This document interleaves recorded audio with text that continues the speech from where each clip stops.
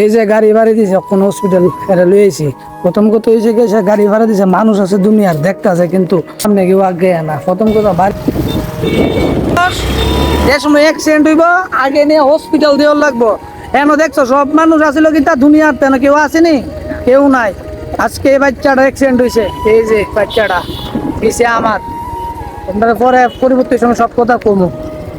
তোমরা যে ঘটনাটা দেখছো, তো এই ঘটনা হয়েছে গেছিলা আমি আইতেছি চাকমাঘাটের দিকে, তো নেতাজি নগর একটা ঘটনা, একটা টমটম বাড়ি দিয়ে ফেলাইতে গেছে। তো এখানে দুনিয়ার মানুষ, তোমরা ব্যাকগ্রাউন্ডের ভিতরে সব কিছু দেখতেছো। তো আমি আইসি দেখতেছি মানুষ জল দিছে কিন্তু হসপিটাল নিয়ে লেগে কেউ আসবে না, ঠিক আছে।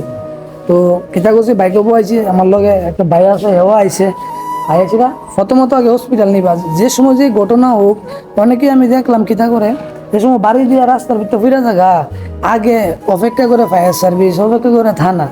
আর আমার ব্যক্তিগতভাবে বা আমি জানি না, আমি আইন সম্বন্ধে কমই বুঝি, তবু আমি ডাইরেক্ট কথা আমার কথা যে মানুষ আগে, প্রথম কথা হচ্ছে মানুষ। মানুষ বাঁচলে তুমি আইন দিয়ে সব কিছু করতে পারবা।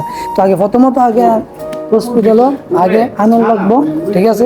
হসপিটাল আইন না, তারপরে বাকিটা তুই অক্ষণ কিতা করছি হসপিটালও এরা লিয়ে আইছি, তোমরা দেখতে এই যে হসপিটাল।